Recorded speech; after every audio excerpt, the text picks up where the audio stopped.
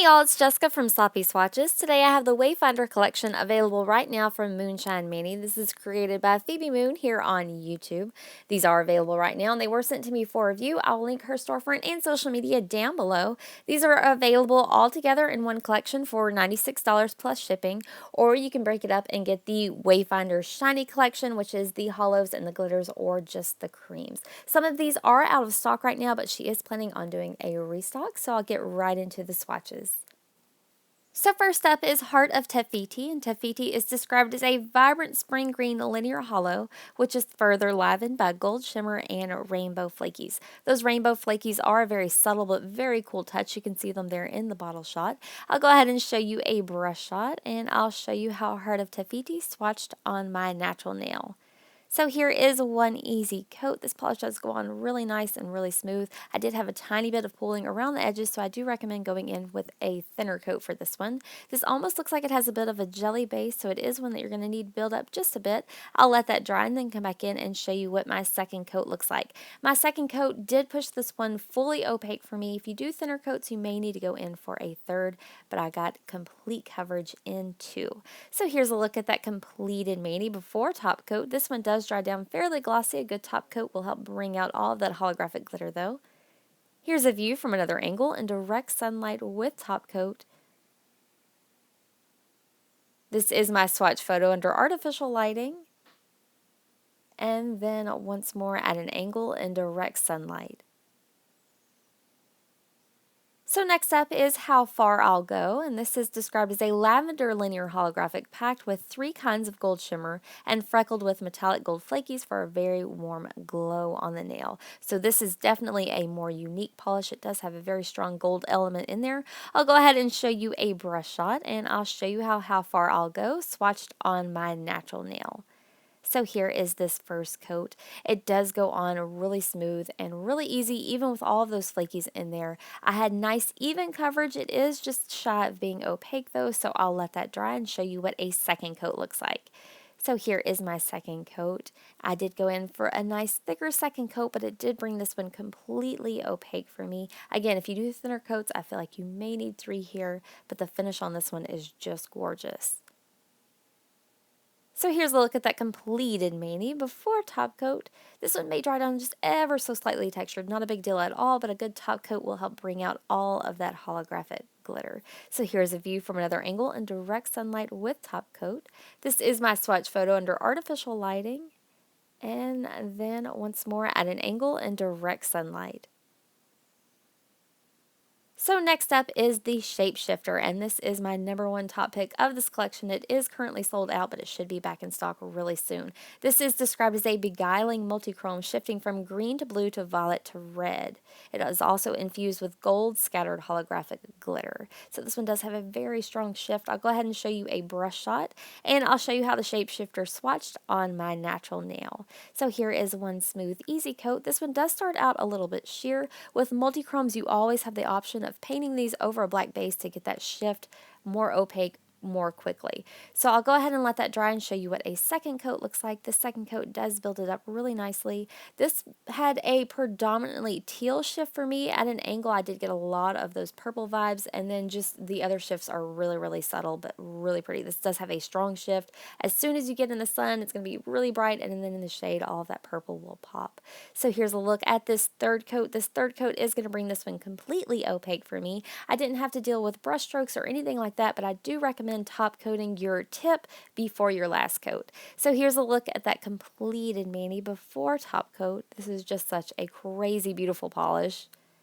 Here's a view from another angle in direct sunlight, kind of indirect sunlight with top coat. You can see the shift is super, super strong. This is my swatch photo under artificial lighting, and then once more at an angle in my artificial lighting. So next up is Drab Little Crab Once, and this one makes me want to sing so bad. This is described as a bubblegum pink crelly that nestles violet and gold shimmers, light pink hollow glitters in multiple sizes, and a pop of shifting glitter that shifts from orange to yellow to green. This one is a little bit thicker. Those glitters are a little bit larger. I'll go ahead and show you a brush shot, and I'll show you how Drab Little Crab Once swatched on my natural nail. This is a crelly. If you're not familiar with crellies, that means you're going to have to build it up a little bit to give those glitters some depth and to get to full opacity. I did work this first coat a little bit and it ended up having a really nice coverage. I'll go ahead and let that dry and then show you what a second coat looks like.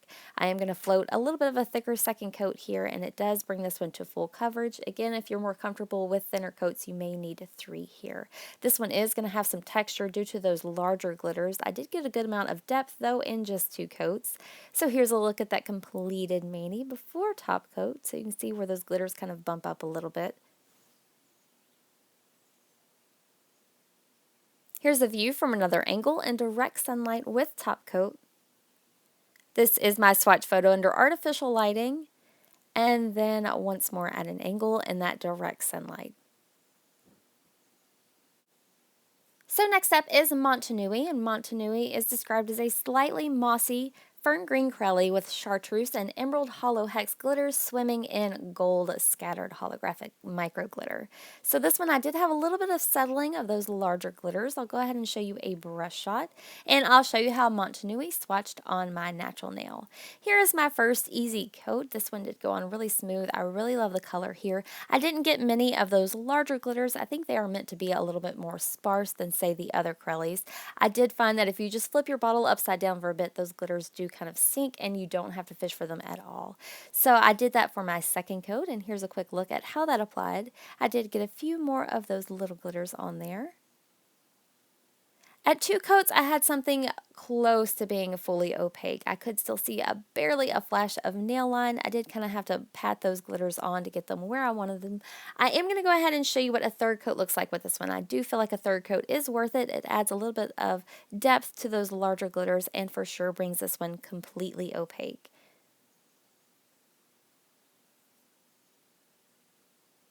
So here's a look at that completed mani before top coat. This one does dry down nice and smooth, super glossy.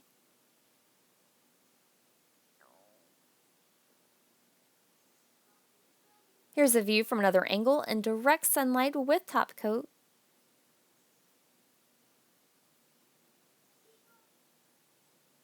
This is my swatch photo under artificial lighting, and then lastly at an angle in that direct sunlight.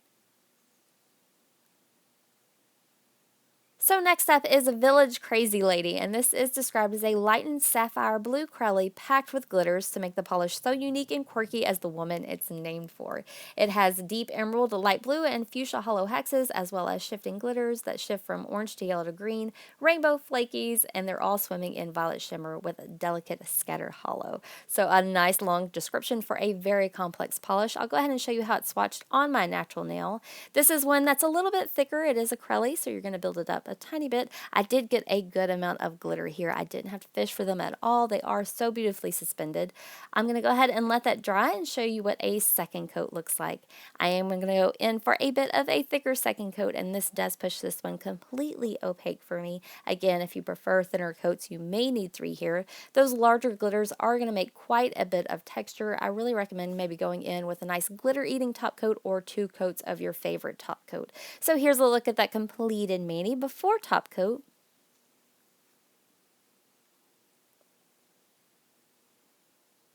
Here's a view from another angle in direct sunlight. This is my swatch photo under artificial lighting, and then once more at an angle in that direct sunlight. So now we're getting into the creams, and the first one up is the Wayfinder, which is the name of the collection. This is described as a clay red coral cream that's smooth and warm. So this is a very beautiful balance in between being a red and a orange, very true coral. I'll go ahead and show you a brush shot, and I'll show you how the Wayfinder swatched on my natural nail. So here is one easy coat. I think that this one is almost has a little bit of a squishy feel to it. It's not quite a crelly, but it does have that same feel, if you know what I mean. It's a very unique type of cream polish. At one coat, I did work it a little bit, and I think that I had complete coverage in one. I know I typically go in for thicker coats, so I'm going to go ahead and let that dry and show you what a second coat looks like. It was just ever so slightly squishy, so I do recommend the second coat here. This second coat for sure brings this one completely opaque, and it does dry down super glossy. So here's a look at that completed mani before top coat.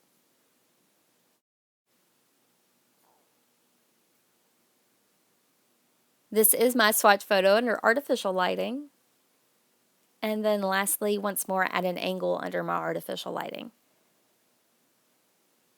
So next up is also I Lasso the Sun, and this is another favorite for me. It's described as a blazing hot yellow cream, and this one makes me want to sing too. So this is just a nice bright yellow cream. What's special about this one is the formula. Yellows are typically very harsh to deal with. I'll go ahead and show you a brush shot, and I'll show you how also I Lasso the Sun swatched on my natural nail. So here is one easy coat. This is such a perfect summer yellow, very bright, bordering on neon, I'd say, and I don't think that you need undies at all with this one. This first coat did go on a little bit streaky, but really opaque. I'll go ahead and let that dry and then come back in and show you what my second coat looks like. This second coat does for sure bring this one completely opaque, so this is a perfect two-coat, almost neon yellow polish. This is almost like, I would say, rain jacket yellow, very bright. So here's a look at that completed mani before top coat.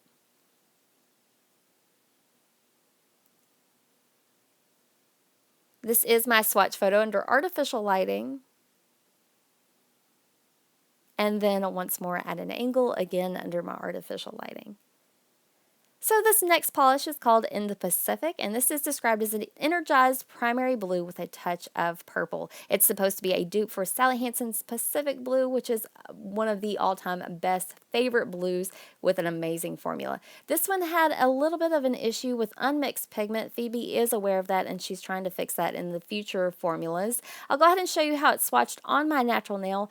Those pigments did kind of interrupt what the final look looks like. So this is one that you're going to have to deal with that a little bit. I tried hand mixing it. It didn't want to mix up. She is definitely working on that though, and she is aware of it. It's still a really lovely color. It did dry down a little bit matte for me and a little bit bumpy due to those textures, but a top coat helps smooth it out. So here's a look at that underneath artificial lighting, and then finally at an angle once more under that artificial lighting. So lastly today is I'm Not a Princess, and this was affected a little bit by unmixed pigment as well. It's described as a light, refreshing lavender cream. So this was not affected as bad as Pacific was. It's not as obvious on the nail. I'll go ahead and show you a brush shot, and I'll show you how I'm Not a Princess swatched on my natural nail. This is one of those squishy, almost curly type formulas. I did have nice even coverage at this first coat, but I could still see a good bit of nail line, so I'll let that dry and then come back in for a second coat. So here's a look at my second coat. I'm going to opt to go in for a bit of a thicker second coat here, and it does push it right over the edge of being opaque. This one is very lovely, very easy to work with. So here's a look at that completed mani before top coat. This is another one that dried down nice and glossy for me. This is my swatch photo under artificial lighting, and then once more at an angle under that artificial lighting. So that does wrap up this swatch and review of the Wayfinder collection, available now from Moonshine Mani. I'll go ahead and link her storefront and social media down below as always. If you'd like to see more photos, you can check out my blog at sloppyswatches.wordpress.com. I'll update when the ones that are out of stock come back in stock down below. You can also follow me on Instagram at sloppyswatches. So thanks so much for watching, guys. See you next time.